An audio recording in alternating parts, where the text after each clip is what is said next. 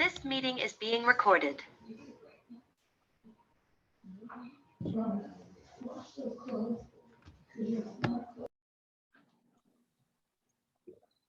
apologize. I had everything up on my screen and now I can't find it.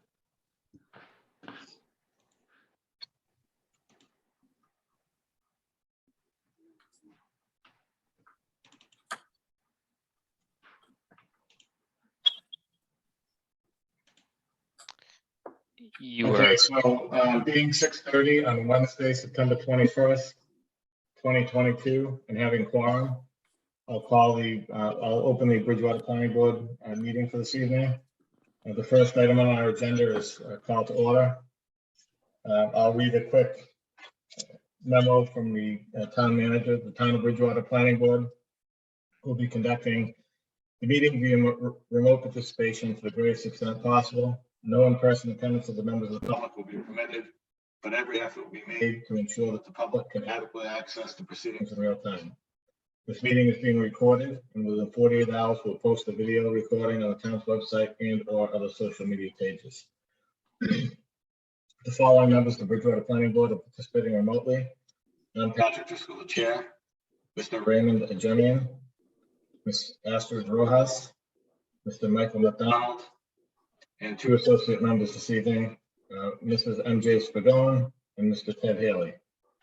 During this meeting, all votes of the board will be taken through roll call. The following Bridgewater town staff is also participating remotely. Mr. Shane O'Brien, the town planner, Mr. Greg Tansey, the town engineer, and Mr. Stephen Solari, the building commissioner.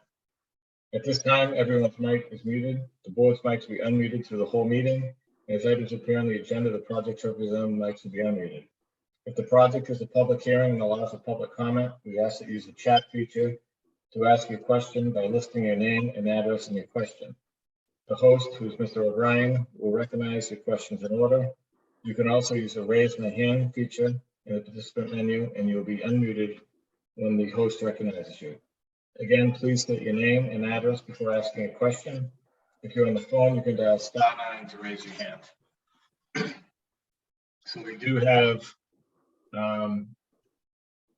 item 2, which is a public hearing for 210 Broad Street. This is a continuation. But before we open that public hearing, I know there may be some people online that are waiting to hear about Oldfield Estates and the bond release for phase 1 and 2. I'll turn it over to Mr. O'Brien, but today we did receive a continuation request to one of our October meetings. So I just wanted to have him give us an update and read that, provide that letter. Sure. So I received an email from Lee Castanet saying that he was unavailable to attend tonight's meeting. And he requested that item be placed on the October 19th, 2022 planning board hearing. So it would be on for next month. So if anyone had any questions or comments from the public, feel free to send some comments my way. I know I've received some comments initially, but we did receive a continuance from the applicant around 3 o'clock today. Okay, does anybody have any questions related to that item, Oldfield Estates bond release? And there is a continuation request October 19th. That's correct. If there's no discussion or comments, could we have a motion? I'll make the motion to continue the bond release discussion on Oldfield Estates to October 19th. I'll second that. Second by Mr. McDonald, motion by Mr. Ajemian. Any discussion? I'll take the roll. Mr. McDonald? Yes. Ms. Rojas? Yes. Mr. Ajemian? Yes. And I'm a yes. All right, thank you. So anybody here for that Oldfield Estates, there's going to be no more discussion on it this evening. That will be on our October 19th agenda. Okay, so go back to item 2, public hearing. This is for 210 Broad Street, being proposed by 210 Broad Street Realty LLC. It's a site plan and special permit continued from August 3rd, August 17th, September 7th. And it's back on this evening. So I would also mention that I believe Mr. Spagone is going to be the alternate because this is a special permit. Is that correct? It is correct.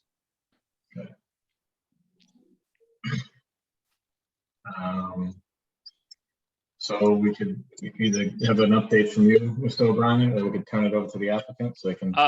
Yeah, I think the applicant can provide some information. Sure, absolutely. Good evening, everyone. For the record, my name is Eric Dias. I'm a registered professional engineer with Strong Point Engineering. I'm also a resident of Bridgewater at 400 North Street. With me on the call tonight is Janesh Patel for the applicant and Jemin Patel for the applicant. We were last before you, just to recap, 210 Broad Street, we all affectionately know is the Napa Auto Parts building right across from the Roach Brothers Plaza. We were before you folks at the beginning of August for site plan review. And we had a few things to iron out, a couple of comments from the boards, a couple of comments from the town engineer and from planning staff. So I did provide revised plans to the board, and I did provide a cover letter with that. If it's okay with you, Mr. Chair, I'd like to just walk through the revisions to the plans very quickly. I'll share my screen and kind of give an overview. Oh, so Shane can give you that access. Yep, all good. All right, let me see if I can do this here. Can everyone see the plans? Yes. Yes. So we provided a cover letter with kind of a bullet point summary, but I'm going to jump around that letter a little bit because I don't think they're really in order of importance. Biggest change we made to the site plan is with regard to the entrance. If you recall in our previous, well, in the current condition and in our previous proposal, we were proposing to utilize the paved area that's there now. And there's sort of a shared access that connects to the folks that are behind us as well. We had proposed an additional parking spot right where my cursor is here, and our access was pushed this way more. Your town engineer had a comment that really what Mass DOT requires is a 24-foot wide access. And I made the comment at the last meeting that, well, we have a shared access agreement with the folks to the rear. Come to find out, it turns out we don't have a formal agreement with them. So what we did, we eliminated one parking space, shifted our access over to the paved area and provided a landscape island on either side to define a 24-foot wide paved access. We also included a stop line and a proposed stop sign there. We're not proposing to impede access to the rear in any way, shape, or form, but I think those folks have another plan for what they are intending to do with this as part of a separate proposal that they have going at this time. The other thing to note about this is it doesn't require us to change any existing curb cuts with Mass DOT, which is fantastic. That's one thing that we certainly want to avoid. The loss of that parking space does require us to revise what we're proposing for the interior differences between warehouse and storage area within the building and retail area. We're going to lose 200 square feet of retail area in order to make that work. We have not provided revised architectural plans at this stage. Our thought process was we wanted to bring this to the board, be sure that the board is comfortable with the parking and the entrance as proposed. We know that was one of the big ticket items that we discussed last time. And if the board is comfortable, certainly we can provide those those revised floor plans prior to pulling any building permits or anything like that. Hopefully that's something that could be made a condition of approval. Just moving through a little bit more on the layout plan, we did include a Cape Cod berm around the parking facility. One of the things that we talked about before was what's going to stop folks from just driving out of here. And we thought, you know, maybe we could put some curb stops in, but then we took a look at the Google Earth view or the Google Street View and saw that there were curb stops just pushed around all over the place. So we decided that was a bad idea. So we're proposing a permanent curb there. We did add another light in this location here that's shown on our lighting plan, which we can certainly go to. And also in this location, we provided a 2-yard rollout dumpster. It's intended that this dumpster will be able to be moved if need be to provide access to the loading door that is over here where my cursor is. There's not a great spot on this site to put a permanent dumpster. If we put it in the back, we can't access it with a truck, which means the only places that we could otherwise put it are in one of the landscape areas in the front. And I don't think that's what the character that the town is going for here. So we figured we'd tuck a little 2-yard rollout on the side here. It can be movable if it needs to be. The one thing it does do is it stops us from being able to screen it. Which is why we have not proposed screening for the dumpster at this time. We provided additional details for the handicap ramp. We provided additional details for the door locations on the building. We provided some additional photos on the planting plan. Let me go to that very quickly. This is our lighting plan and the location of an additional wall pack light right here, which is one of the things that we discussed. And then our planting plan, just to kind of, it's a very simple plan, albeit we don't have a whole ton of area to do planting on this site. But we provided some photos of what the plants were in the schedule, just to give an idea of what we're looking at. And that everything would kind of fit with the character of the area. We did provide a revised agreement for Go Gas Station, for the parking at Go Gas Station. If you remember, we discussed that the town can, by special permit, allow us to have off-site parking. We're proposing 3 off-site parking spaces at the Go Gas Station. We provided an updated legal documentation for that. We also provided this sketch plan that I'm going to pull up in response to some discussion that we had about pedestrian safety. So we talked about restriping the existing crosswalk in this location here. The Go Gas Station is where my cursor is. This is the post office. This is the Dunkin' Donuts. And obviously up here is 210 Broad. So we talked about restriping the existing crosswalk in this location here and restriping the crosswalk on Spring and across Main here. Thought being that if our 3 dedicated employee parking spaces are located here at the Go Gas Station, there's not a sidewalk between us and the site on the easterly side of the street. So folks would cross Spring, cross Main, and then go down the sidewalk over here on Main to the site. So we did provide that, so this can be made a part of any approval. The other thing that we did provide, just to wrap this up, is an updated Title V inspection report that shows that the existing septic system on site is functioning appropriately and can be reused. So that's it. Those are the major changes. I'll be glad to turn it over to you, Mr. Chair, and go at your direction. Just 2 quick questions. So the lease agreement, Mr. O'Brien, that he just mentioned, is that typical, or should we have a deed restriction so that, because the lease could be, even though it's recorded in the registry of deeds, it's not really binding. It's a lease from one individual to himself, right? Technically. Yes, technically, but from other places I've worked, this is the kind of the typical lease agreement. There are some places that do parking easements in between 2 parties, rather than a deed restriction. But different places do it different ways. If at any point the applicant extinguishes their ability to have this, that former Napa building would be in violation of zoning. And it would essentially extinguish the special permit if the board chooses it's in violation, of course.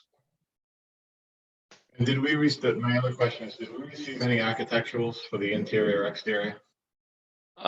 We have exterior architecturals from the previous round that show the extent of the outside of the building. Material types, not necessarily colors, but as Mr. Diaz indicated, there is a change in the layout that for the increase in warehouse space and the decrease in retail space that has not been presented to the board at this time. Right, I think in the when I looked at that rendering last time, it was showing most of most of the facade is being replaced, the skin of the metal and the wood and things of that nature, correct, Mr. Dias? That is correct, yes. And one thing that we talked about last time too, that will be included on any further architecturals was the color palette. I think the board made reference to the fact that they just like to see some notation about conforming or selecting colors off of the historic Benjamin Moore color palette. And Correct, yeah. we agree to that. So that'll be on anything else that we can start moving Okay. forward. Board questions, Mr. Tanzi, Mr. O'Brien at this point? I just have a quick question first. And when Mr. Dias mentioned the Cape Cod berm, is that going to stop people from driving over? Through the chair, can you drive over Cape Cod berm? You certainly can. You know, a little bit easier than like a vertical granite curb or a concrete curb, something like that. It's vertical. The Cape Cod berms, as you know, are kind of slanted. Right. If the board is not happy with the Cape Cod berm, we could do perhaps a precast concrete curb. I which think in the long run, if a few people start driving over it, it's going to crush it and start really making it look pretty bad. I mean, I would prefer to see something that nobody's going to even attempt to drive over. Okay. I think we can take a look at a precast curb, something that's going to have like a 6-inch reveal on it that you wouldn't really want to pop a tire on. Okay. The other thing is I would just like Mr. Tanzi's letter of September 19th address, because he brings up a number of issues. He does, yes, and certainly through the chair, we can go through that at your direction. I will summarize by saying I think a lot of the plan-related items he notes as being addressed rather satisfactorily, but he did have some comments with regard to the lease agreement and some other things like that. So by all means, we can go through that at the chair's direction. Mr. Jimmy, would you like Mr. Tanzi to talk about the project in his letter? Or? Whatever order you prefer. I mean, I think it needs to be brought up and addressed, that's all. Sure. So, Mr. Tanzi, would you like to take over? Sure. Thank you, Mr. Chairman. As you're aware, I reviewed the documents that were provided to the town by Mr. Diaz, and a lot of the plan modifications I was satisfied with. I was satisfied with the front curb, sidewalk, and the ADA access to the building. I asked for for spot grades to be provided and the detail to be provided, and those were all furnished. He resolved the access issue. He's got a 24-foot two-way access. He's got landscaping in front. He's proposing some curbing, which I think is an improvement over tire stops for the reasons that stated earlier. That they tend to get dislodged and they wind up in public access ways. Sidewalks can become tripping hazards. You revised the lighting plan. The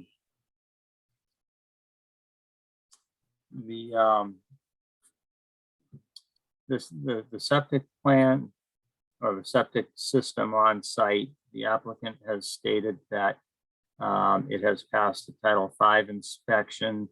I did contact the health agent, Eric Badger. He has not seen the report yet. The applicant has 30 days to review that report. If the board so desires to approve the project, they can certainly do so, subject to the septic system passing that Title V inspection. But one of my major concerns is whether or not the lease agreement, if it has been reviewed by our legal counsel or some other legal entity. I mean, there were a few things that, as I stated in my report, I'm not sure exactly about the verbiage, but one of the concerns is in the recitals under part 1, there's a line that says, it has the number 4 in parentheses and then the word 4 and then dash number of parking spaces allotted under this agreement. There's only 3 off-site parking spaces that are going to be allowed. So I'm not sure why that was presented in that way. Then also under the recitals, they've got a description. It says, and they just say no parking in front of the building and near the pumps. Yet on the figure plan, they do call out parking signage. I think the figure plan is a great figure. The only thing that I would add is, in addition to the parking signage, also call out that those are the location of 3 spots intended for the off-site parking, and maybe include it with the include this figure with the lease agreement and reference the figure with the lease agreement. That way it's clear. But again, this is somewhat of a legal document. I'm not an attorney and I certainly don't pretend to be one, but I just want to make sure that the town is protected in that respect. And the last item of concern would be a good, accurate floor plan that would dimension the floor areas be dedicated to warehouse versus retail, just to make sure that 14 parking spaces would be adequate. And of course, Mr. Solari would review that floor plan to make sure that those areas are enforced during construction. And that is, in a nutshell, what my review entailed. If any board member has any question, I'd be happy to entertain it. Are there any board questions for Mr. Tanzi? No, Ms. Ross, go ahead. no, I said I didn't have any. Oh, okay. Mr. Chairman, if I may just speak to one thing about the lease agreement, just to make clear, Mr. Tanzi's right. It is only 3 parking spaces that we're looking for at the GO gas station. The 4 was a typo. In fact, I'm being told that we've already revised that and we can provide that to your planning staff via email right now if need be. But we can certainly add the figure to that as Mr. Tanzi is suggesting as well. I think that makes a lot of sense. If we decide tonight, we just clear that up on our conditions as well, so you get that over to us. So. Sure. Any other board questions? I don't have a question, but I'll just make a comment that Mr. Tanzi brings up some important points. I just hope that when we set up another meeting, that they're all addressed prior to the meeting. That's all. In particular, the lease agreement.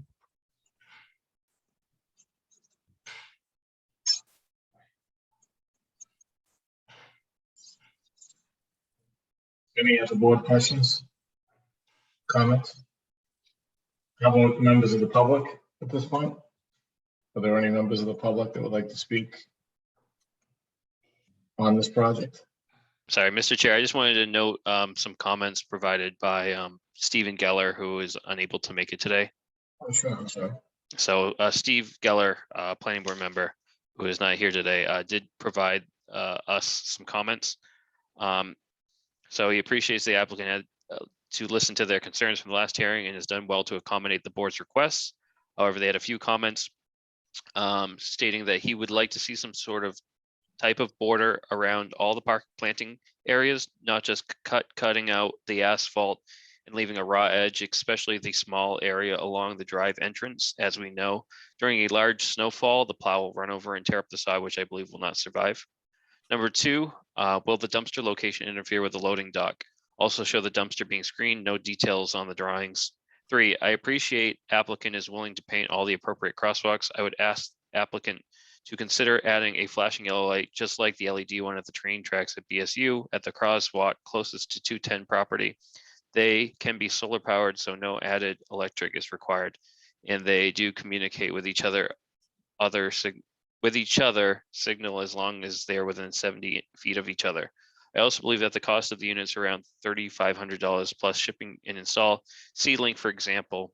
Mr. Geller provides a link. And then from there it says regards Stephen Geller, planning board member. So I just wanted to read that into the record on behalf of Mr. Geller. All good comments. So, public comments? I can't see any. Mr. O'Brien? I currently do not see any people. If anyone has any comments, please raise your virtual hand in regards to 210 Broad Street, or let us know within the chat that you are looking to provide some comments to the planning board. So give everyone a couple seconds. All right. Seeing none, do you have any additional comments, Mr. O'Brien? I think Mr. Tanzi and the board has kind of addressed some of my comments. I did provide an updated staff report mentioning that the applicant has provided updated plans, landscaping plans, as well as some comments that reflect the ADA accessible area. As noted in the previous memo, if there's not going to be able any snow storage on site, that we stipulate the snow be removed off site. The dumpster has been provided on the site plan, as well as a photometric plan that shows, I know there were some public comments in terms of some previous last meetings in terms of issues of lighting spilling over to adjacent properties. The photometric plan shows that there's extraordinarily minimal lighting that would go on to adjacent properties. They had a question about the parking count. So we would like to see those interior layout plans of the new changes that would reflect these parking changes, as the amount of retail services was reduced from 2,415 square feet to 2,200 square feet, and the warehouse area increased from 2,985 square feet to 3,200 square feet. So I think the board should receive some interior layout plans as part of that. Additionally, I think Mr. Diaz noted on the to provide some coloring plans, because at this time we do not know of the tenants that will be at this location. The applicant did provide a parking agreement that did state 4 parking spaces, but that has been corrected to 3 parking spaces. So we just want the applicant to confirm that there is that adequate parking at the gas station for those 3 spaces there. And then the applicant did provide an updated plan showing that the additional locations being restriped. So I would just ask that the board stipulate that those locations be restriped, which can be requested prior to building permit or occupancy permit. So all of the striping is all the locations are in current areas and they seem to be in fair condition. So those are my comments at the time. I think at the last meeting as well, the board had asked me to provide a draft decision. At this time, I have not drafted a decision for the board, as I wanted to kind of anticipate some of the board's comments at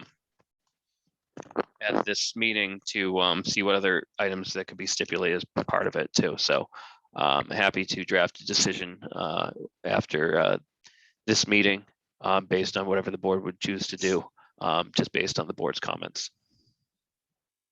So, Mr. Diaz, I think Mr. Jemian and Mr. Geller bring up a good point about just because Route 18 is so busy and there could be a safety issue there with that slight, Cape Cod berm that's being proposed right now. Mhm. Would the applicant be open to provide, I don't think the whole area, the whole parking lot has to be concrete berms with 6-inch reveal, but at least parallel to Route 18 and maybe the entryway and maybe around that landscape area that's over by, what's that, the KFC or something that's next door. Yeah, yeah. So I just, go ahead, Mr. I'm sorry, I didn't mean to cut you off. I think that's amenable. Janesh, are you okay with that? I'm absolutely fine with that. I think that's a good pickup by both of them. I mean, we don't want cars driving out onto the street or trying to, the Cape Cod berm is very easy to drive, just we roll right up it, so. So I think we went through a number of things and just, I wrote them down. Identify and stripe the 3 crosswalks. The colors are going to be the Benjamin Moore palette, historic palette, the curbing, upgrade to the concrete with the 6-inch reveal. The parking will need to be labeled. I think we would have that labeled for employee only at the Go gas station. Is that correct? And there'll be signage provided there. Correct. The lease needs to be reviewed and recorded with the registry of deeds. Another comment that Mr. Geller made, is there an opportunity to at least maybe put one, a screen on one side of that dumpster? So if you're looking from Route 18, you don't see the dumpster itself? I think we could do something. Sure, I think we could do something, put even a wire mesh fence there that would stop you from looking right at the dumpster. I think we can probably make work. How about the Title V? We need that certificate provided, is that correct? So we did provide a copy of that to Mr. O'Brien's office. I believe it has since been submitted to the Board of Health, but I can make sure that it gets there this week. And the only other thing I wrote down just from the discussion this evening, Mr. O'Brien, I don't know if we should put this on the applicant, if it's a good idea, if it's a bad idea, or if it's, but what are the board's thoughts on this flashing yellow? Well, I mean, I don't want to make it, it's really, we're really looking at this. I understand what he's saying, but we're not providing a crosswalk for a large traffic group, which is really for these 3 parking spaces. Something I noted is that I know there is lighting on one side of the road, but there is on Broad Street in this area those fluorescent reflective lights. Personally, I've never driven down that way at night, but I think with any sort of crosswalk improvements, especially how with the crosswalks being repainted, and I think that would be more illuminated. But I would leave that up to the board in terms of their what they feel in terms of some pedestrian improvements in that area. But I think it's a great idea, and I think that if we had, if there were 30 or 40 or 50 people crossing the street every day, then that would be warranted. But I think we're really looking at, not that I don't want it to be unsafe for those 3 people, but it's only for 3 parking spaces. That's going to be employees, so they should be there for the day. There should be 6 or 8 crossings a day to those vehicles, right? Yeah, that is correct. And additionally, too, there is those. I'm sorry, I'm blanking right now. There is the ability to press a button and cross the street adjacent to where the gas station is as well. So there is opportunities to safely cross using the pedestrian signal. So one of those crosswalks is already signaled? I would say that 2 of those crosswalks would be because the 2 crosswalks that the applicant is proposed to repaint are at Broad and Spring, and those currently have pedestrian signals. The only one that does not have a pedestrian signal, but does have the fluorescent signs, is the one closest to the property on Broad Street. And that one's going to be repainted as well, correct? That is correct. I mean, that's basically what I had, so. Any other board? Yeah, I have a couple of comments, Mr. Chairman. First, was just discuss the crosswalk. I'm no expert, but I question the flashing light. I mean, the one in the center of town at the green is flashing all the time. And I'm not sure the value of something that's flashing all the time. I remember seeing one in Harvard Square, taller, it did not flash all the time. You had to press a button and then it really let loose with light. And that, to me, is the way to do a crosswalk. So I'm up to be convinced that maybe we don't need the light. Secondly, on the dumpster, I guess what I'm hearing is that first of all, that we're supposed to cover it, but it's going to be moved when the door is open, I take it. That's my understanding, right? And I understand that. I understand the location and everything, and I'm not against that. I would just like to see something whereby you move the dumpster and you just don't leave it out in the middle of the lot. I mean, we have to have some process by which if you move the dumpster to open the door, you move the dumpster back again, not just leave it where it shouldn't be. That's only concern that I have. That's all. Thank you. We For the can. board members,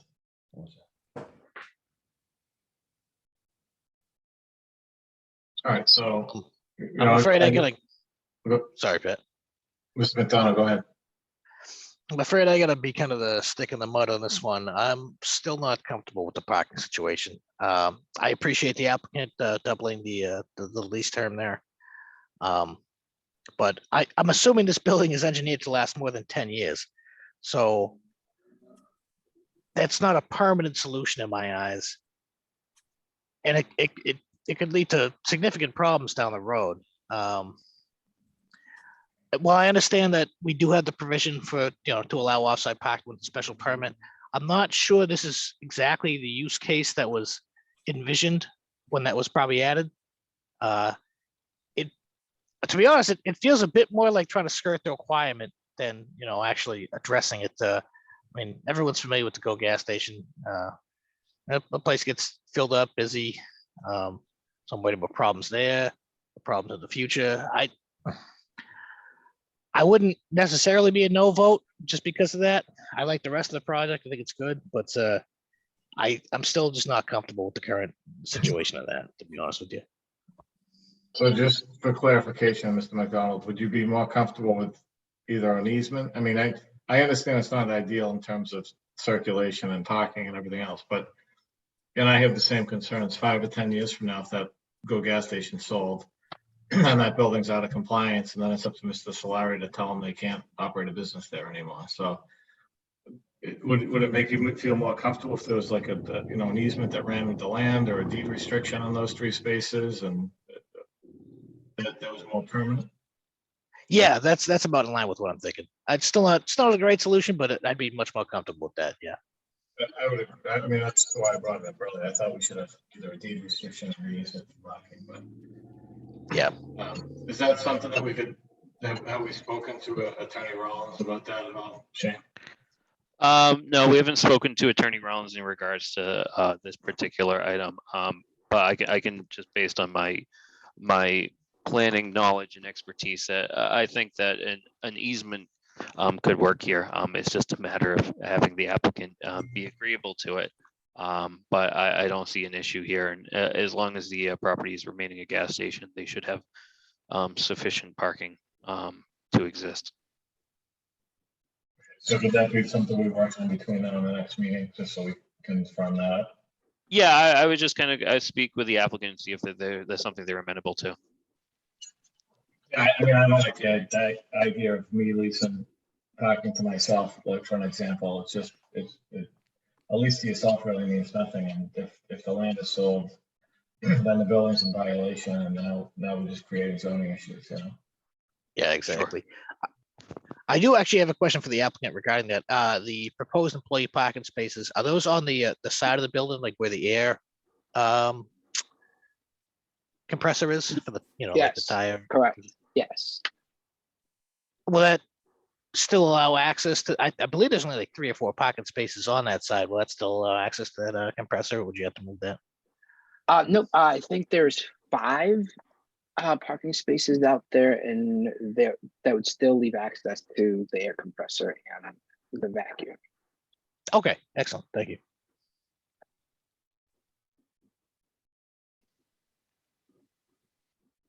All right, so we're good with that. Is that Is that good, Michael? Have Shane work on that to make a more permanent solution? Yeah, that's, if I saw that, I'd be comfortable with it. Not ideal, but workable. All right, so any other questions, or have we given Shane and the applicant? I mean, I think we're almost there. We just need to pull all this stuff together and get a draft decision letter to look at. Is that where we're at? Yeah, I can provide it just based on what's being done here. I just want to, make sure that not to just make sure that the applicant is aware. And we can, I guess, have a conversation, I guess, about that parking easement, because ideally, the town's not going to be, I guess we'll just be looking at any draft language and assume that that draft or parking easement would be signed and recorded at the registry at some point.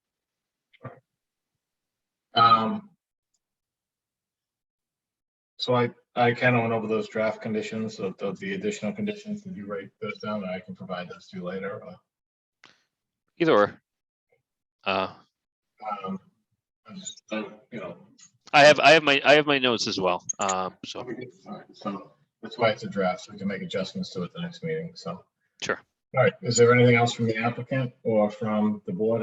I don't think we're ready to vote tonight. We should probably see the draft decision letter and get the missing items that you're looking for, Mr. O'Brien. Is that your advice?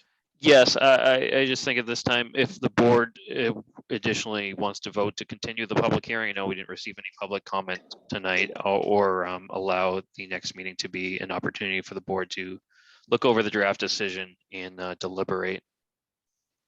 Is the board okay with that? Yeah, I guess my only further comment would be, we have the applicant here, so I guess I would just directly ask them, is that parking easement solution amenable to them? Would that be an issue, or? My concern would be, I wouldn't know how long an easement would take. I'd have to consult with somebody, but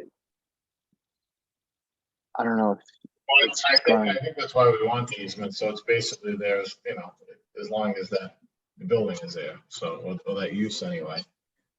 I'll just chime in real quick. Yeah, so we can discuss it and try to see if we can work out an easement. The only issue is that then it ties the two properties together. Whereas here in this case, like maybe in 7 years, we can talk to the plaza across the street to rent out parking spaces, and it provides that flexibility. Versus here, like if we ever wanted to sell buildings, it would be difficult to sell one without the other, so that. I understand that. I guess my concern is you're already tying the two properties together by using one to meet the parking requirement. So, legally, they should be bound together, in my opinion.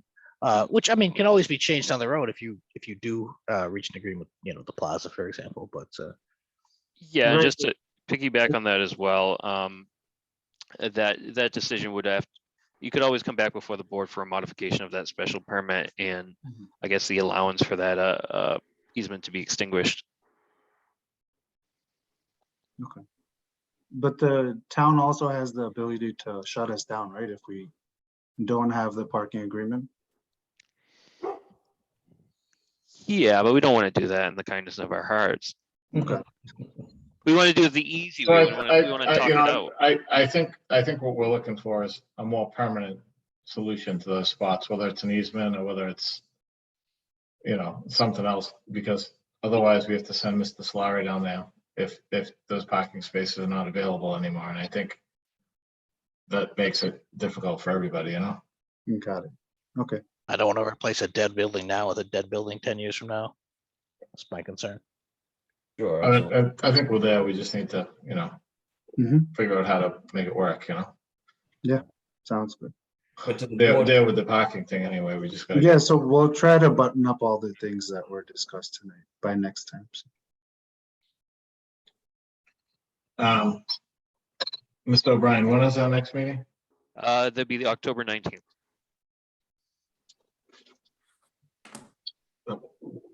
Is there a holiday? Is there a reason why it's so far out? I believe it's Yom Kippur, but or Veterans Day. Okay. I think maybe Yom Kippur. All right. Is that okay with the applicant, October 19th? That's Um, fine. Go Of for course, it. we'd love to wrap it up tonight, but it doesn't sound like we're in a position to do that just yet. Yeah, I think we need I mean, hopefully next meeting it's not too long, so. Sure. All right, so do we have any other board discussion? If we don't, do we have a motion? Board discussion? Staff? Oh, yeah, I just want to have a comment. Are we additionally continuing the public hearing and the allowance for the public to speak, or are we closing the public hearing tonight? Well, we need, do we need, we're still waiting on some plans, right?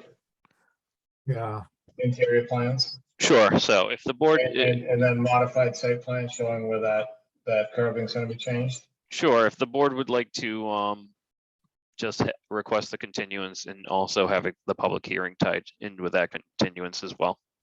I mean, I'm okay with Yeah. closing the hearing, but then we can't consider anything else, right? Sure. Well, I don't know how we consider options, because they may come with a different option for that parking. yeah. That's a good point, yes. Yeah, I don't see Public- any utility in hearing closing should the be public continued. hearing. Just to give them the flexibility, I think we should leave the public hearing open as well. Yep, Sounds good. All right, so do we have a motion to continue the public hearing to October 19th? If there's no. I'll make that motion to continue this public hearing to October 19th. I'll second. Broad Street. Second, by Mr. McDonald, motion by Mr. Jimmy. Any discussion? Mr. Ross, Yes. Mr. McDonald, Yes. Mr. Jimmy, Yes,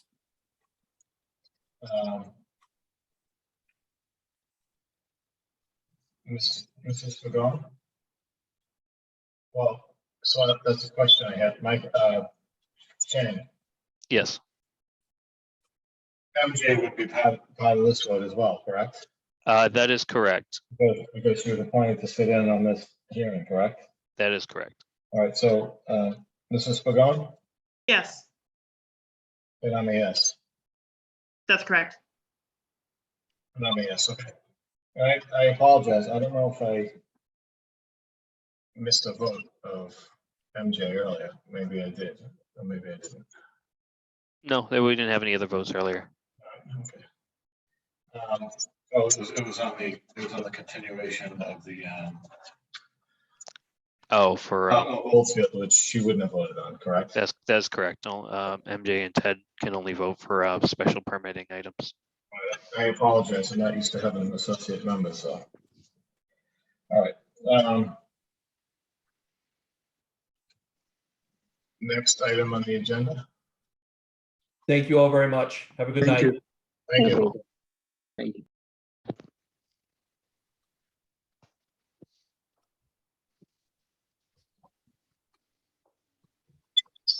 So we have an A&R plan for 681 Plymouth Street.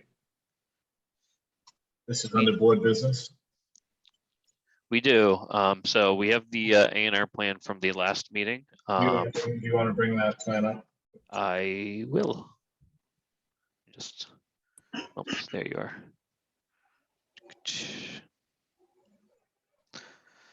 Just for clarification, this is the one that we held off on because we were creating two non-conforming structures. That is correct. So I do have a legal opinion that I did. Let me just, I'm sorry, I gotta read it off, but not share the email. So I'll be reading off the email that Jason Rollins provided to us. So the email states, Shane, if there is adequate frontage in compliance with 81P, then the plan should be endorsed regardless of the zoning violations. However, the applicant should be aware that the endorsement is not a sign off on zoning violations, as they could be subject to future zoning enforcement action. Jason.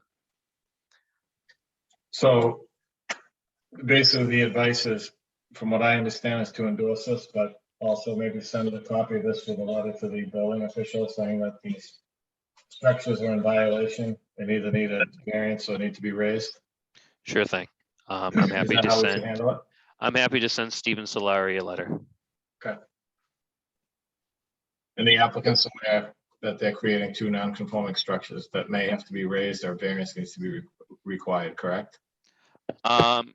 Yes, we do. I believe the applicant has reached out to Mr. Solari, as there is this new zone, the zoning recodification has been approved by council.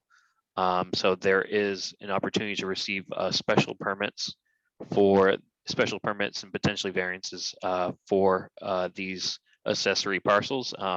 But the applicant and Mr. Solari just have to confirm with one another the size of those structures as for it to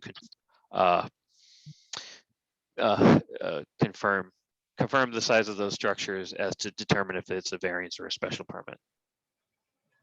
Okay, does the applicant wish to say anything at this point? I spoke with Mr. Scolari this afternoon, and I believe that we are in order for a special permit. That's correct. Steve? Yeah, if the way the new codification, the new bylaws read that any structure between 300 and 900 just require a special permit. The only question that I have is I need to know the exact size of the Quonset hut to make sure it is under 900, because if it's over 900 square feet, then that would require a variance. So that's the only difference between the two. But the wooden structure is I think you said near 400 to 500 square feet. So that would only require a special permit. The other structure, I just need to know the exact dimensions. Didn't you measure? I did. That is actually over 900 square feet. It's like 31.6 by 31.6. Okay, so that would require, so that parcel would require a variance and the other parcel would require a special permit. So I guess, based on this information, it looks like we probably should sign it and send a letter to Mr. Solari based on Attorney Rollins' decision. Does the applicant want us to do that, or do you want to go get your special permit and variance first and see if you get those? We're very flexible on whatever order we have to do, whatever we have to do to get this done. So. Yeah, Mr. Chair, I think something that we can recommend is that the board endorses the plans, but we kind of advise, I guess, the applicant to not record the plans at the registry until those special permits and variances may be acquired. But I'm happy to send a letter over to Steve regardless. So if we endorse them, but they don't register them, it wouldn't go into effect. That is correct. Well, Okay, I'm comfortable that with brings that. I have a question then. I thought based on council's letter that we essentially have to endorse this. Whether Yes. it goes into Plymouth or not is not an issue, is it? It's just No. we're doing what we're required to do. How can we hold back not endorsing this? No, I would definitely recommend that the board endorse this A&R plan as presented. It's just a recommendation. I guess it's a sidebar that the applicant be aware of the potential zoning violations prior to recording, because once it's recorded at the Registry of Deeds, the zoning violations would be in effect. Yeah, I believe my point, and probably also Pat's point, is, we'll endorse it, but they might want to consider the order of operations of doing so. It's to avoid more, issues. it wouldn't be like conditions on the approval. It would be more so just kind of a sidebar discussion that I would have with Steve by providing a letter on behalf of, just as a notice from the board. Yeah, I guess the reason I asked the question is based on Shane's opinion last meeting and Attorney Rollins, based on the law, we have to approve it. I just wanted to see if the applicant wanted us to approve it because we approved it and recorded it and he didn't get the variances. Now he has to tear the buildings down or come back and redo a Form A. And I was trying to avoid all that on their end. So that's why I didn't know if they wanted to withdraw it and submit it after they got their variances, or if they want us to sign it and move forward. That's all.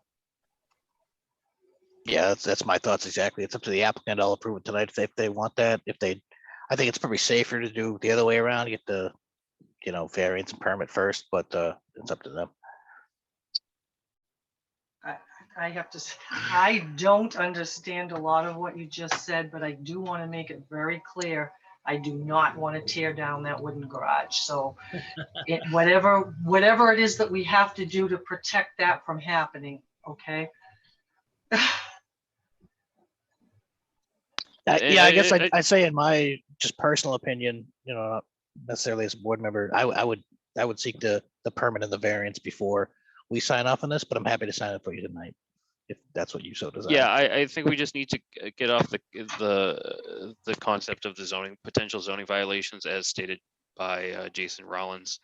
And just kind of treat this conversation as kind of a sidebar conversation. I know. Like I said, there's really no issue in terms of endorsing this plan. Okay, so sir and ma'am, would you like us to endorse it? Would you like to withdraw it till you get your other permits? What would you like us to do? Personally, I think I'm a little confused about the whole process, but you're gonna endorse it. We're not gonna do anything that's gonna involve tearing down buildings, so we're gonna go through the variance process or the special permit process, or what do we ever have to do before we register it. It's, it's not something there's any time restraints on or anything. It's just strictly a family matter, really. So does that mean you would not sign it tonight until we got the special permit and the variance? Is that what I'm understanding? No, so you can either withdraw it and come back to us after, or we'll sign it tonight. It's Sign it up to you. tonight. I mean, that's kind of like a no-brainer. But as long as it's not registered in the deeds, Well, they want to make it clear that if we did, we could end up having to right, tear down the correct. building. I think I grasped that. So we should not, unless we want to risk having to tear down the garage, we should not file it with the court. Is that what I'm understanding until we get the permit and the variance? Is Correct. that what I'm understanding? That's a Mr. Solari question. Yeah, we can't legally tell you to do that or not. We're just recommending and advising, I Okay. guess. Okay. Okay. Then I don't see any reason why they wouldn't sign it. I feel like that's one piece that we've solved. Am I wrong? Yeah. Mr. O'Brien, is there any potential downside to the applicant if we do that and that they don't register it? If they get an A&R and they don't record it, Right away. Yes. then they would have done all this for nothing, I would say. But I think that they want to move forward, and I think this is an opportunity for them to move forward. Okay, there's no pitfalls or anything though that could tangle them up in the future. There are no pitfalls. Okay, So do we have any other discussion? Do we have a motion to endorse? yeah, I'll move to endorse the A&R plan. Second that, Second by Ms. Ross. yes. The discussion.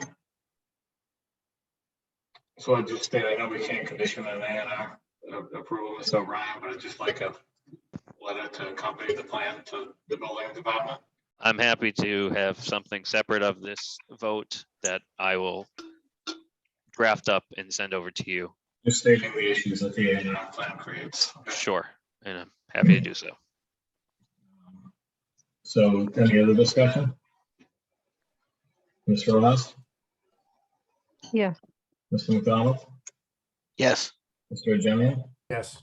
and I'm a yes. Sorry, this one was so confusing, folks. We want to make sure we got it right, so. Well, I wish the applicants luck in their other permits. It's the way the Smiths roll. Thank you. We're all set? We all All set? good. Yep, just Yeah. I'll Shane, follow up Stephen, with you tomorrow. thank you very much. We'll be talking to you, and thank you, board, very Thank you. much. Thank you. Thank Have a you. good night. So Shane, next item we have under item 3 is the Dewdrop Estates bond release request. Yes, we have the Dewdrop Estates bond request. So Personally, I said this to you earlier today, I think we already released this except for 5,000 for that catch basin, but I guess it's before us again, right? yeah, so I'll note that I received a letter from Andrew Dyer of Troy Built LLC, requesting the refund of the bond that was set for Dewdrop Estates in the amount of $78,588.40. That was established on April 12th, 2016. So we drafted so I don't know if the applicant is here. But you came up with a different number, correct? Well, it turns out, I followed up with Mr. Tansey regarding the question of the drainage basin, as the board in, I think, February of this year, prior to street acceptance, asked that the board hold $5,000 in order for that drainage basin to be fixed. Not drainage Um, basin, what do you call it? Stormwater The basin. catch basin. Catch basin, I apologize. The catch basin to be fixed. And additionally to that, I noted to the board that we do hold $5,000 for a stormwater fee as per all surety for road bonds. So that number was 10,000 up on top of the request by the applicant. And then from there, I received a communication from Mr. Tansey that that catch basin has been taken care of at some point, sometime this year.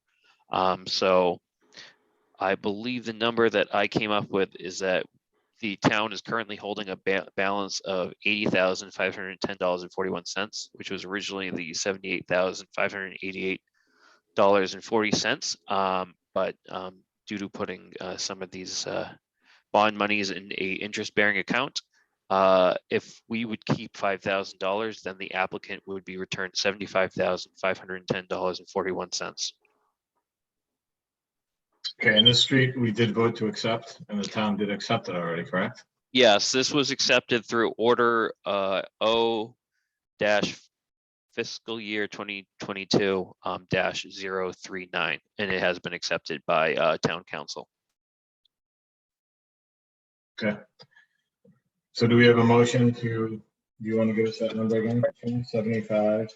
Sure, let me it would be, I know the applicant requested $78,588.40.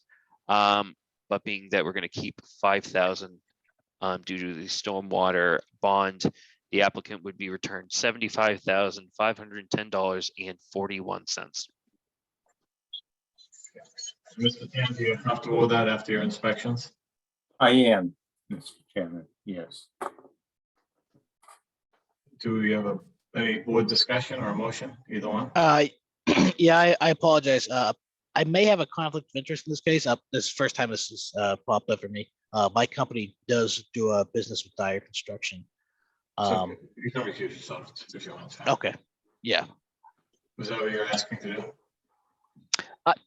I feel like in this case, my vote would be impartial. I think it's a pretty open and shut one, but I'm not familiar with the procedure for that kind of thing.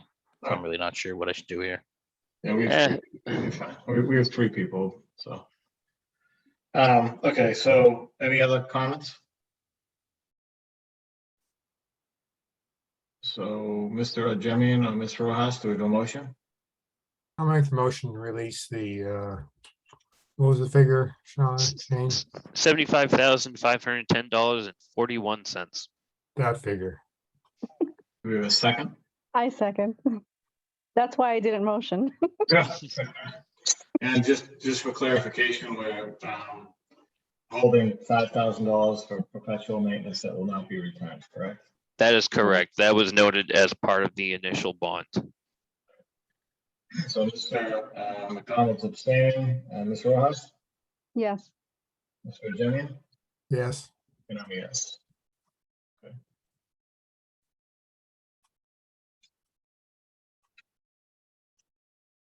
All right. Back to the agenda.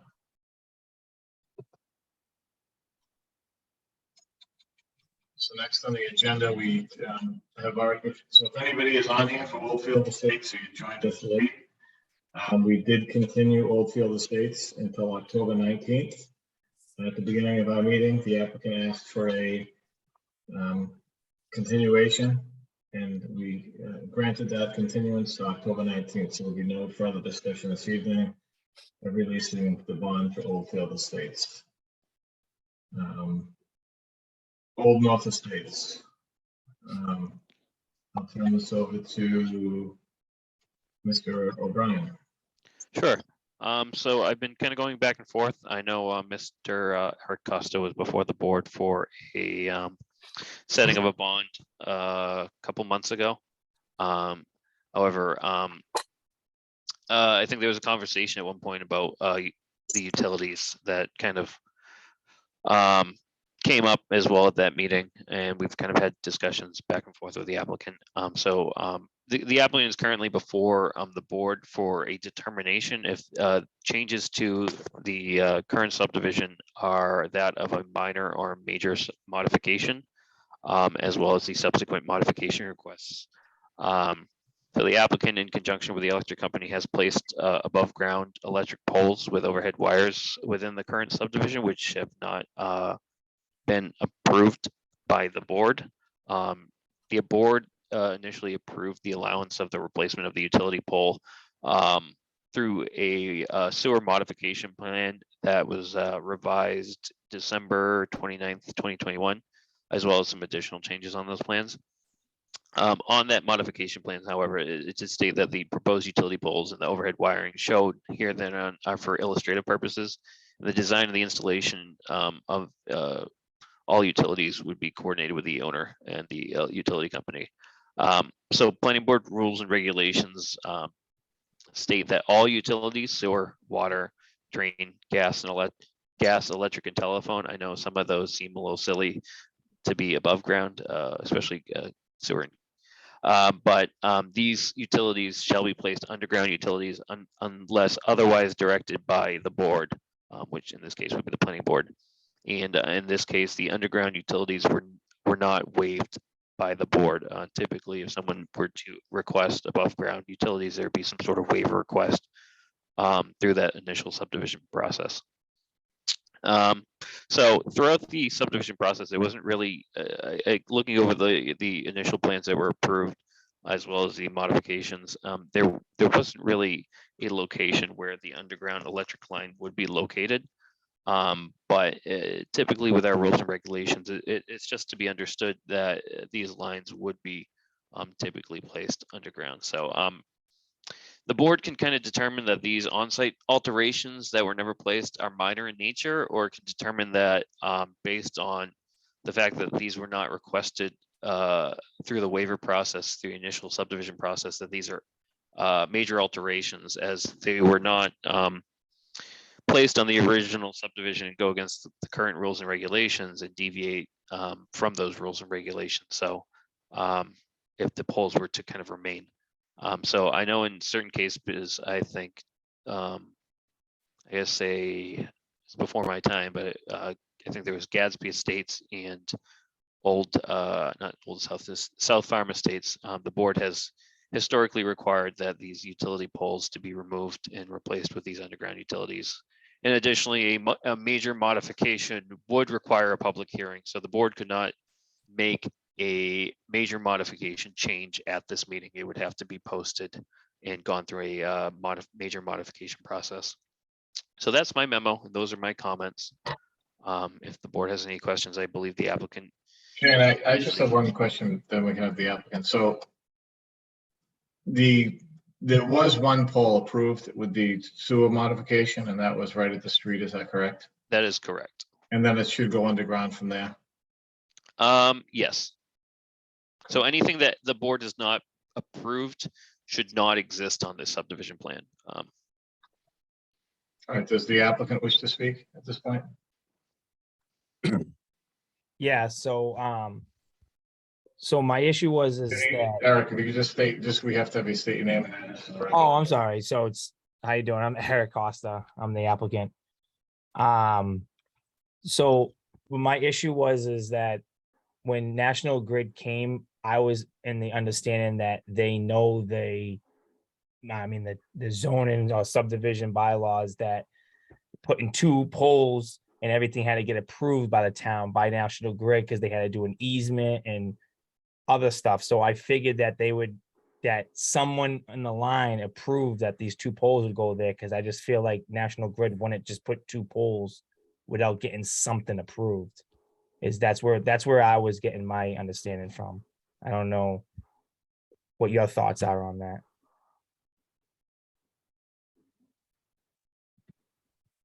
What thoughts, questions? I mean, personally, I'm fine with a minor. Mr. O'Brien, what is your opinion? You gave the factual rundown. what would you recommend here? I would say that unless there's some sort of notification on a plan, it's difficult to kind of allow for something that doesn't exist on a current plan set. I would say that,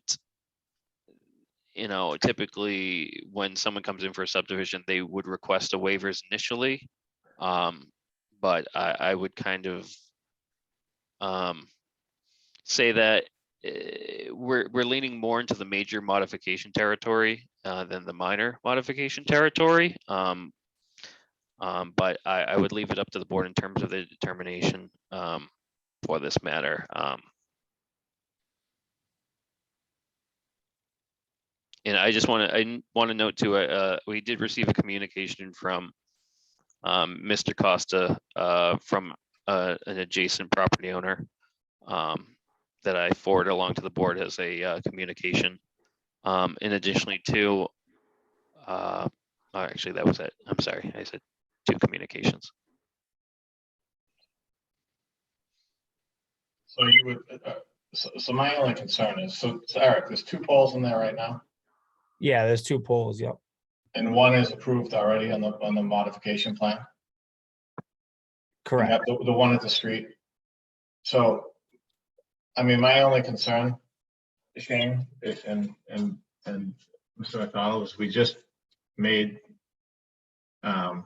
South Farm Estates put them underground after he came in for poles, and we just made Gadsby rip them out. So I don't know. So just doing a drive-by on the site, this pole here and the adjacent pole further down were not part of the initial approval process. Right, so those 2 poles have to go then. That's correct. Apologies. Is there a pole right at the street? There is. That's where that other wire is going. That's across the street though, right? It's overhead across the street. Well, I thought Mr. O'Brien just said we approved the pole at the street. Yes, the one at the street. Is that never gonna put in?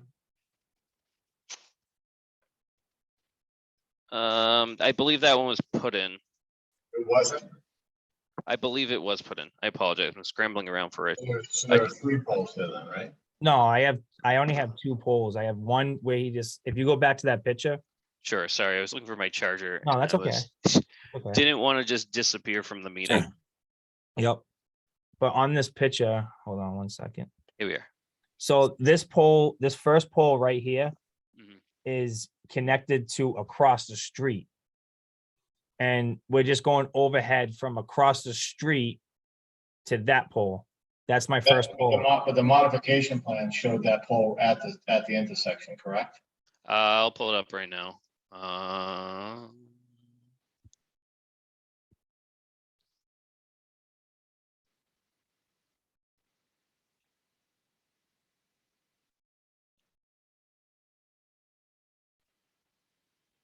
So That should be right at the street. So it was noted on this plan, it was a proposed overhead wire and a proposed location for a utility pole. However, it was noted on the plan that the proposed utility pole and overhead wiring here are for illustrative purposes only, and that final design installation shall be coordinated by the owner and utility company. And that's where I got kind of confused, like why National Grid would go in there and just stop putting poles if they didn't get anything approved or signed by the town. And how did they go off of those plans? I didn't even know where those came from because I never even got that one. That utility one, I didn't even see that one. What thoughts?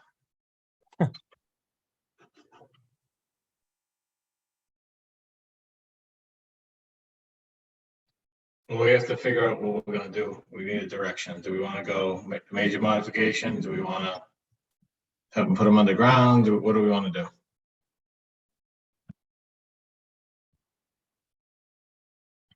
Personally, I'm fine with the poles. I think, ripping them up and requiring underground would be wasteful. Likely unnecessary. I just want to know that if that is the case, we want there to be at least plans reflective of any changes that occurred from the initial subdivision. So I know Frank Gallagher did the plans previously, so I think that minimally, so we don't get into any other issues in the future, that the board receive some plans that shows the location of utilities, whether they be all underground or what is currently existing.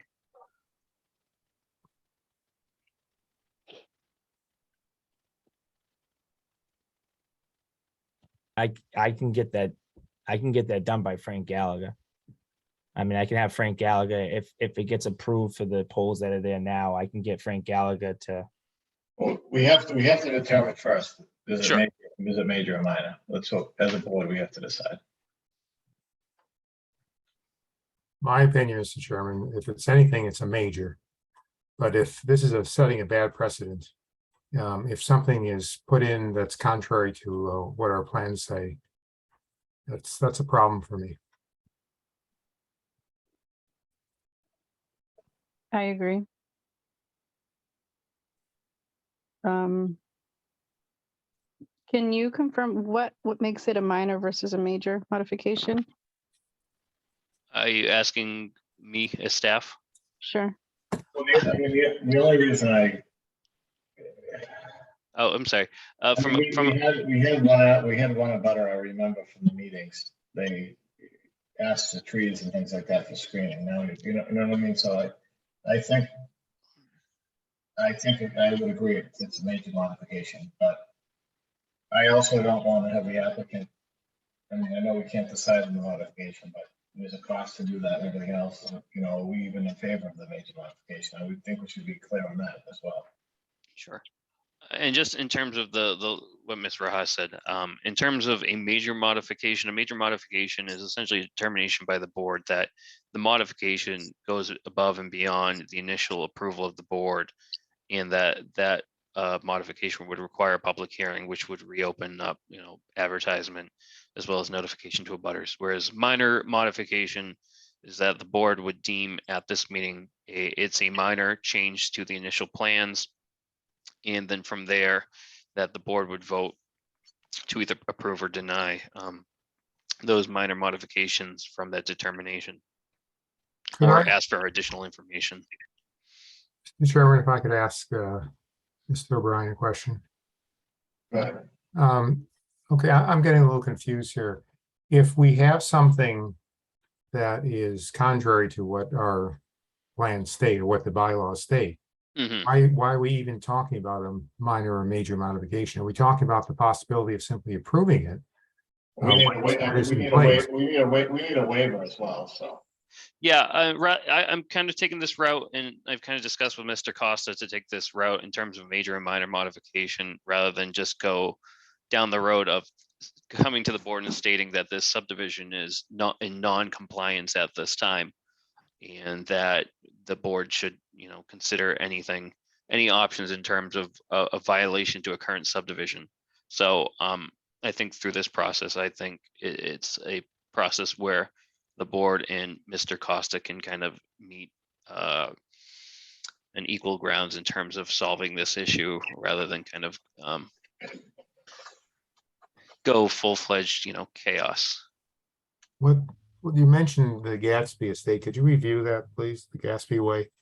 Sure. From my understanding is that at some point it was a similar issue to this, where the electric company installed above ground electrical lines. No, they didn't install above ground. There's an existing house, and there are 2 poles to that first house, and we made them go underground from Auburn Street back. Okay. And Mr. Bajinga just came in for South Farm Estates. And he said that he had some culverts and things of that nature, and we still made him put them underground. Right, I remember that now. Those poles were already existing, correct? At the time, and we simply said you have to go underground. You have to remove them. Yeah, all right. Okay.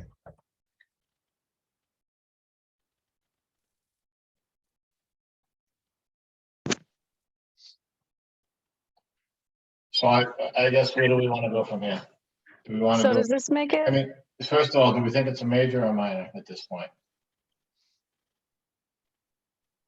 I mean, it seems, I'm definitely fine with making it a major modification, even though I'm in favor of keeping the polls. I think that's certainly where that would fall.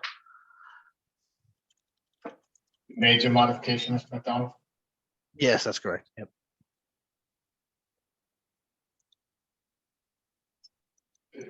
And then the applicant has to decide if they want to go through with engineering and public hearing process and stuff, or they can just put them underground, correct? Well, yeah, that is correct. Yeah, the applicant has to prevent information showing that the subdivision has been modified because it has. But at the same time, the major modification might not get approved. That is correct.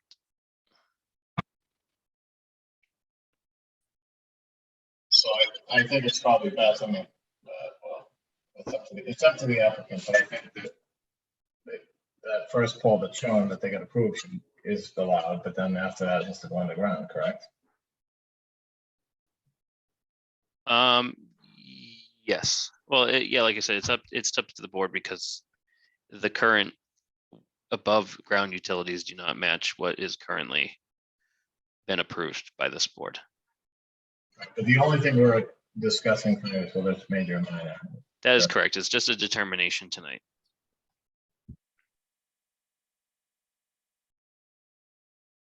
Do we have a motion? Yeah, I mean, I'll move to make it a major modification. I can second that. Mr. Jemian, Yes, and a second by Mr. Ross. oh, sorry. Yes, And then Mr. Costa has to decide if he wants to go through with engineering and a public hearing and the fee and all that, or if he just wants to put them underground, correct? That's correct. I just wanted to present this in front of the board, as well as Mr. Costa, and then, guess- Oh, sorry. oh, you can go ahead. So on the plan, it says a proposed pole. But that was never approved by anybody. So what states that the pole, that's the one pole, because I don't mind going underground from the pole that's already there, that they just put there. And then I have another pole ahead. But now to rip out all the poles, it's gonna cost me tons. That proposed poles at the street though, right? That's typically how it happens. It comes across the street and goes underground, right, Mr. Tanzi? That's correct. Then cross North Street, there'd be a pole and it'd go underground from there. So the first pole that's already there, I can actually just go from underground from that pole to the houses. I don't know if we're talking about this, you have to go, if that first pole needs to go up by North Street where it's shown on the plan. Can you go back to the plan, Mr.? So, Sure. hold Well, on. or the applicant would have to go through a similar process as previous where there's a because this process came through as, I believe, as a major modification. Actually, let me recheck. So that I believe this actually came in as a minor modification. So there's only one proposed utility pole shown there. It's right at the corner. That's correct. But that first pole is not right at the corner is what I'm saying. That's why I don't So if understand. that first pole, based on this plan, that first pole has to come to that corner. That's how it typically happens. Crosses the street, then goes underground. Yeah, it's crosses the street and then goes, but it's not, it's only like, it might be like 50 feet in front of that first corner. You know what I mean? It's not right at the first corner, is what I'm saying. I don't want to all of a sudden run the wire underground and then someone to come back and say, hey, you got to push it back 50 more feet. I think you should just go off, so you probably should go off that plan, you know, that's how the plan, that proposed pole is approved now, so. They should put that pole where that's shown on the plan there. I thought that proposed plan was just it was proposed, it was never in front of the board and no one ever approved it. I just want to note that that plan, the sewer modification plan came before the board as a minor modification plan and was approved by the board as a minor modification for the sewer modification. That pole was approved in that location there. Yes, as part of that minor modification. Oh, so it was approved in that minor modification? Yeah, that minor modification came before the board in January of this year. Because you need a pole to get across the street.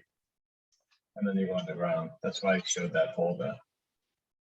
But, all right, I don't want to get sidetracked. I have a motion by Mr. Jemian, second by Mr. Rojas. Ms. Rojas, correct? Yes. That's correct. Mr. Jemian, Yes. Mr. McDonald, Yes. Mr. Rojas. Yes. All right. So Eric, you have to decide if you want to put the poll there or go through all the engineering and have a public hearing and all that stuff again. No, I'm just gonna have to put the pole there. I don't, yeah, I'll have to put the pole there. I'll put the pole there. I'm not gonna go through all the public hearing and waste you guys' time again. I'll just put the pole there. So I gotta move both poles and then put that one pole back to the corner. Is it like someone that comes around and measures it? Because I don't know why National Grid would move it up. I just don't understand that. Yeah, I think, like, we can't give engineering, I'd have to give engineer mark where it needs to go with it, you know, it's on the plan, so. Yeah, I don't, yeah. Okay, so I'll have to talk to engineering with National Grid then and go over with them. And see Yeah, what- and I'd see what court- it is the pole, you Yeah, know? I'd coordinate with Frank Gallagher, your engineer anyways, in terms of that, because at some point you're gonna have to do an as-built plan for the roadway. So I think he's better off just showing wherever the underground utilities are gonna be located anyways, just for the benefit of not having any issues down the road. Okay. Okay. I'm not gonna go through the major modification. I'll just put it underground and go from there. Okay. Okay, Thanks, sir. thank you. Thank you. All right,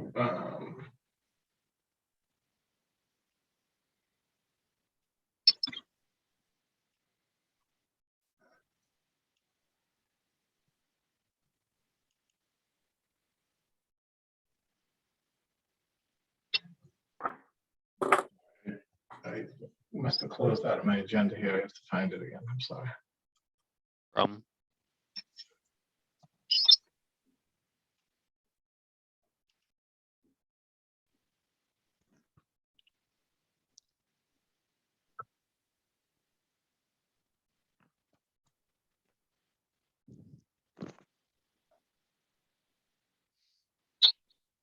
Planning board minutes, 8:3 and 8:10.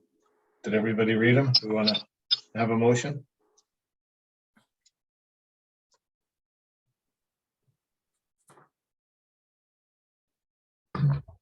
Motion, no motion? I didn't get a chance to read them, to be honest with Yeah, I didn't either. Put it off to the next meeting. What's that? Let's put it off to the next meeting. All right, so we'll keep those as draft minutes for this, for this time, and we'll come back to them. Any Yeah, board committee reports? Mr. O'Brien, do you have a report? Mr. Tansy, anybody? In terms of just committee reports, I sent your letter up to Josh and who sent a letter over to the town clerk. So I don't know if you've been sworn in terms of the CPC, but that's been taken care of. In terms of just a planner report, in general, we do, as noted earlier in the meeting, that town council did approve the zoning recodification. It's just, I think it's a matter of, waiting 30 days, but we're gonna act like it's been approved and signed, and in terms of future projects, that they will be held under the recodification process. So I think we, as a department, thank the board for their patience on this, and we appreciate their support, you guys' support. And we hope to James, figure out, yep. could you send us the new one? the Yeah, I approved can send- plans, because there's a lot of new things in there that we have to follow for special permits and site plans, and landscape requirements and mitigation for trees and things like that that have all gotten approved? Yes, I can send it over to the board. Just so Thank that you. way we can start to familiarize us. I will send- I know there is a link on the CED website. It says recodification for advertising, but, and I assume that's the same one, but if you have the official link or whatever, could you send that over? Sure, and I'm happy if anyone wants any print versions of the recodification, I'm happy to provide that as well. So in your spare time, or if you want to place it in your library, you can read it for fun. Thank you. No problem.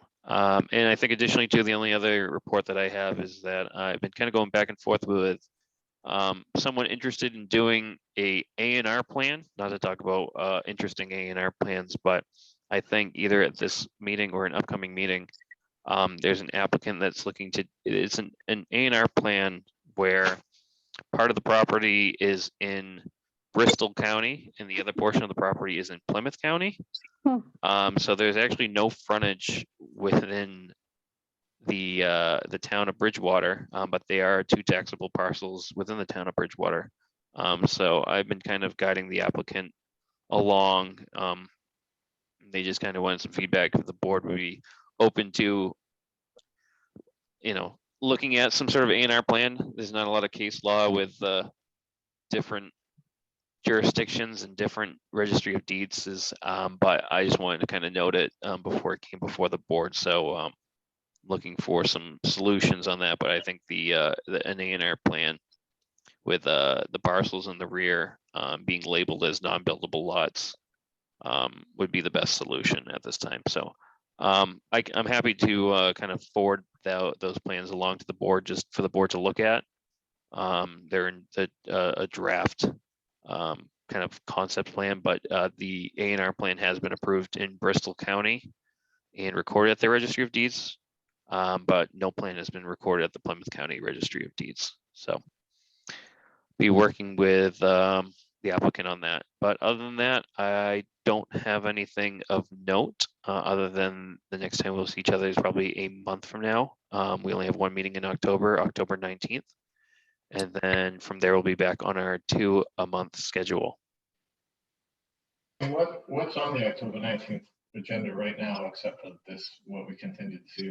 I believe there is the discussion of Norland and Green. There's an applicant that's looking for a lot release. I know the board discussed it.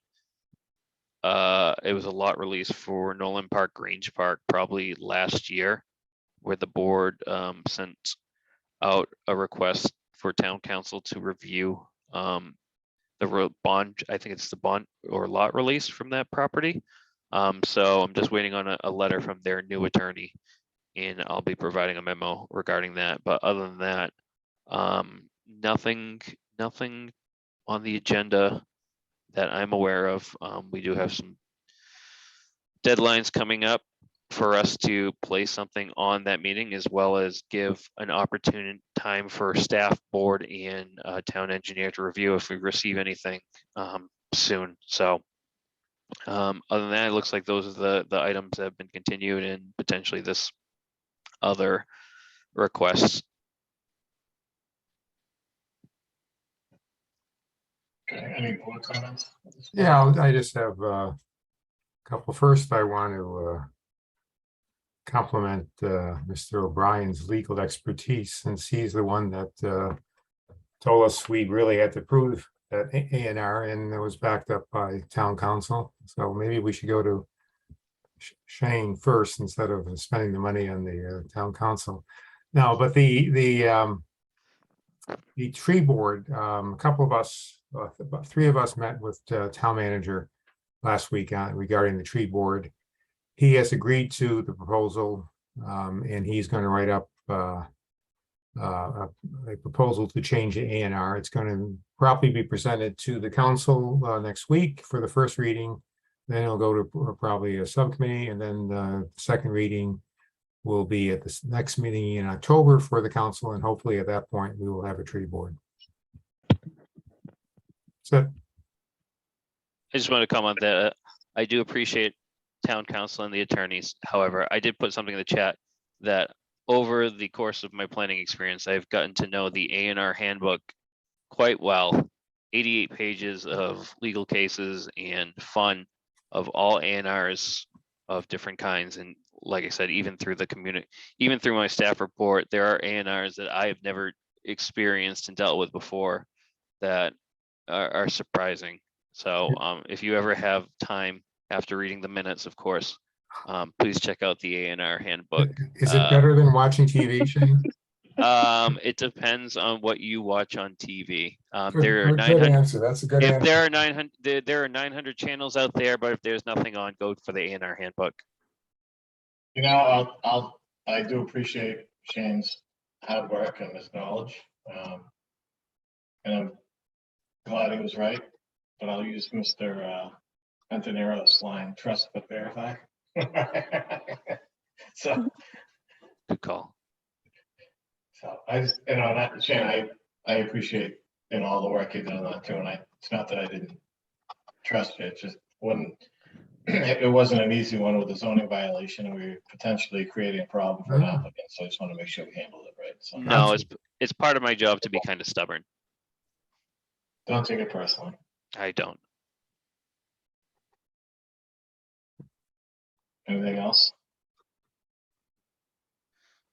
Let's end this. Somebody want to make a motion to adjourn if we're good? I'll make the motion to adjourn.